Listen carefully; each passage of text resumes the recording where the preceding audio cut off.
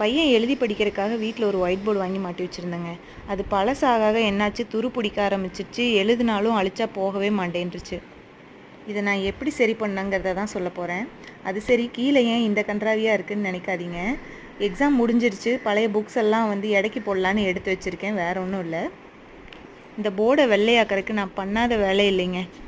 Hand sanitiser, nail polish remover, surgical ஸ்பிரிட்னு எல்லாத்தையும் போட்டு உழப்பி எப்படியோ ஒரு வழியாக ஒரு பாதி சுத்தம் பண்ணியாச்சு. இருந்தாலும் அதில் எழுதுகிற நிலமையில் இல்லை. அதுக்கப்புறம் தான் நெட்டில் தேடி இந்த ஐடியா கண்டுபிடிச்சேன். ஒயிட் போர்ட் ஸ்டிக்கர்னு விற்கிது. நம்ம போர்டு சைஸுக்கு நம்ம அளந்து வாங்கி ஒட்டிக்கலாம், இல்லை செவுத்தில் கூட வாங்கி ஒட்டலாம். நான் இந்த போர்டில் ஒட்டுறதுக்காக வாங்கியிருக்கேன். இதுக்கு பின்னாடி கிரிட் மாதிரி கொடுத்துருக்காங்க. அதனால நம்ம கரெக்டாக கட் பண்ணுறதுக்கு ஈஸியாக இருக்கும்.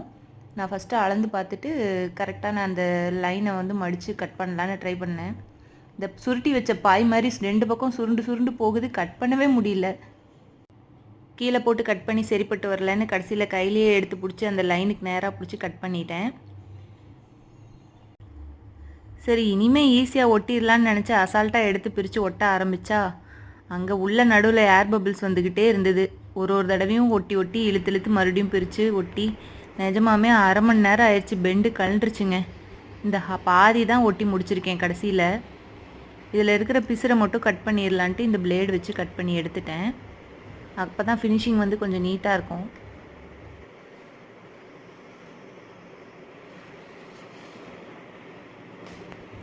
இதுக்கு மேலே நின்றுட்டு ஓட்டினா வேலைக்காகாதுன்ட்டு ஒரு சேர் எடுத்து போட்டு பொறுமையாக ஓட்டலான்னு ஒட்ட ஆரம்பித்தேன். கீழே இருக்கிறதெல்லாம் அக்கட்டை எடுத்து வச்சுட்டு கூட ஒட்டியிருக்கலாம். ஆனால் அதுக்கு கூட எனக்கு பொறுமை இல்லை. இதில் என்ன கூத்துன்னா 50 தடவை அளந்து பார்த்து தான் ஆர்டர் போட்டேன். ஆனால் மண்டை மேலே இருக்கிற கொண்டையை மறந்துட்டமேங்கிற மாதிரி ஆர்டர் போடும்போது தப்பான சைஸை ஆர்டர் போட்டேன். கொஞ்சம் பத்தலை. சரி, இருந்துட்டு போது நம்ம பையனோட ஆர்ட் ஒர்க்கை வச்சு அதை கவர் பண்ணிடலான்னு கவர் பண்ணிட்டேன். போர்டு பாரு, போர்டு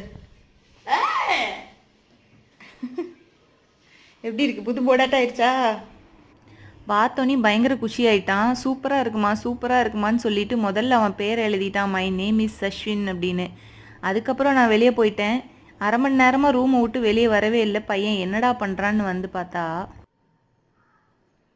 பேகை கூட கழட்டாமல் வரையணுமா?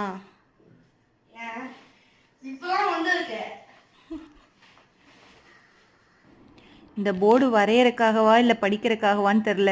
சரி, இருந்தாலும் அவனோட கலை ஆர்வத்தை பாராட்டணுமேங்கிறக்காக ஒரு ஃபோட்டோவும் எடுத்து வச்சிட்டேன். இந்த ஸ்டிக்கரோட டைமென்ஷன் 45x200 சென்டிமீட்டர்ஸ். விலை 300 ரூபாய்.